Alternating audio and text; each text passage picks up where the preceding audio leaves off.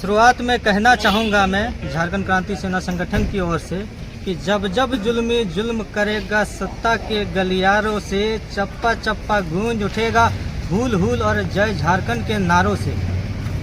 ये चेतावनी उन राजनीतिक पोषित माफियाओं के लिए है, गुंडों के लिए है, जो राजनीतिक गलियारों से हम आदिवासी मूलवासी झारखंडियों के आवाज़ को दबाना चाहते हैं, कुचलना चाहते हैं। ऐसे ही काम उन्होंने सूर्या हांसदा की आवाज़ को दबाने का काम किया। उनको फेक इनकाउंटर का नाम दे करके राजनीतिक गलियारे से पुलिस के द्वारा उनका हत्या करने का काम किया गया। आज झारखंड क्रांति सेना की संगठन, हमारे राजीव बास्की जी, अमर मरांडी जी, राजू हांसदा और साथ में दर्जन भर साथी, आज हम लोग यहाँ दुमका के उपायुक्त से मिल करके जो ये प्रकरण, जो ये घटना सामने उभर कर आया है, जहाँ पर सूर्या हांसदा जो कि गोड्डा के रहने वाले हैं, गोड्डा के ललमटिया थाना अंतर्गत, उनका जो फेक इनकाउंटर किया गया है, इस संबंध में हम लोगों ने राज्य मानव अधिकार आयोग और राष्ट्रीय मानव अधिकार आयोग को पत्र लिखने का काम किया गया है। हम अपनी बातों को और अपनी संबोधन को रखने से पहले इस बात को मैं स्पष्ट कर देना चाहता हूं कि झारखंड क्रांति सेना कभी भी अपराध या अपराधियों का समर्थन नहीं करती है, ना कभी करेगी। लेकिन एक तार्किक, एक समझदार इंसान होने के नाते एक कुछ सवाल मैं रखना चाहता हूं। ये सवाल सिर्फ हमारे नहीं है, ये पूरे झारखंड भर के लोगों की है, ये सूर्या हांसदा के परिवार वालों की है। सवाल सबसे अहम और सबसे जरूरी ये है कि आखिर पुलिस को ये हक किसने दिया कि कोई एक व्यक्ति को, अभियुक्त को, या पुलिस के नज़र में जिसको वो अपराधी कर रहे हैं, रात के 12 बजे ललमटिया के जंगलों में ले जाए और इनकाउंटर का नाम दे करके उनकी हत्या कर दी।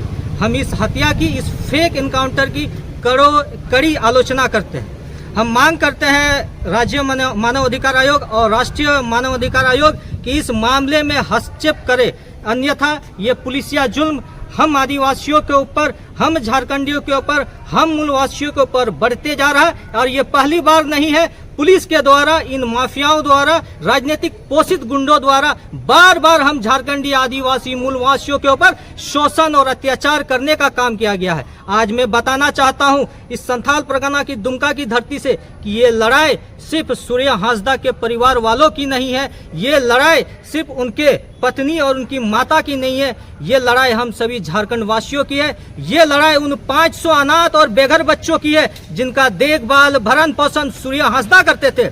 आज जिनको अपराधी कहा जा रहा है, मैं एक बात पूछना चाहता हूँ, बताइए ऐसा कौन सा अपराधी है, कुख्यात अपराधी है जो पुलिस कहती है, कौन सा माफिया है जो 500 बच्चों को शिक्षा देने का काम करता है, उसका भरण पोषण करता है? सूर्या हांसदा उनका भरण पोषण, शिक्षा देने का काम करते थे, उनके लिए पिता स्वरूप थे, उनके लिए गार्जियन स्वरूप थे। बताइए आज उन बच्चों के ऊपर से एक गार्जियन का, एक पिता का साया उजड़ गया। हम अंत में यही मांग करेंगे कि इसमें मानव अधिकार आयोग नई दिल्ली और राज्य मानव अधिकार आयोग जल्द से जल्द इसमें हस्तक्षेप करे, कार्रवाई करे और हम झारखंडियों को, आदिवासियों को, मूलवासियों को और सूर्या हांसदा के परिवारों को न्याय दिलाने का काम करें। जिस तरह से सूर्या हांसदा का इनकाउंटर किया गया, इसको आप किस तरह से देखते हैं? देखिए, सबसे पहले तो मैं आपके सोशल मीडिया के माध्यम से मैं पूरे देशवासियों को, झारखंड वासियों को मैं जोहार और प्रणाम और मैं संदेश देना चाहूँगा, मैं अवगत कराना चाहूँगा पूरे देशवासियों को, पूरे झारखंड वासियों को कि आज जिस तरह से घटना घटी है डकेता गांव के सूर्या हांसदा के साथ, ये कहीं ना कुछ तो गड़बड़ है भैया।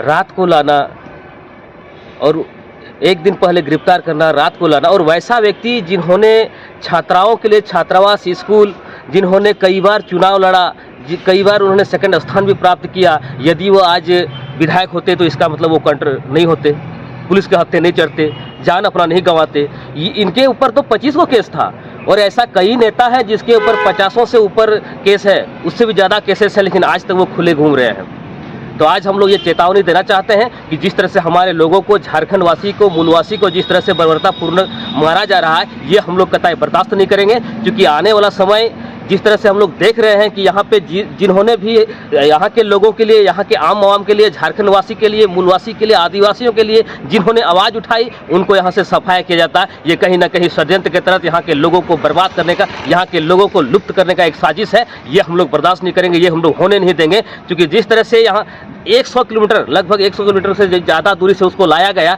4 पुलिसकर्मी के द्वारा लाया गया उसको, और तब तक वो आदमी भागने का प्रयास नहीं किया और यहाँ आकर के उसको उस जंगल झाड़ी में ला करके उनको वहाँ पे गोली मारा गया। क्योंकि ये साजिश है। क्योंकि रात में कौन सा ऐसा दबंग है, कौन ऐसा बाहुबली पुलिसकर्मी है जो रात में आकर के उसको जो है लाया और वहाँ पे मुठभेड़ किया। आधा घंटा तक बोला जा रहा है कि आधा घंटा तक वहाँ के आपका एसपी महोदय खुद ने अपने ने बताया कि मीडिया के समक्ष उन्होंने बताया कि आधा घंटा तक मुठभेड़ हुआ। उस मुठभेड़ में केवल सूर्या हंसदा को ही गोली क्यों लगा?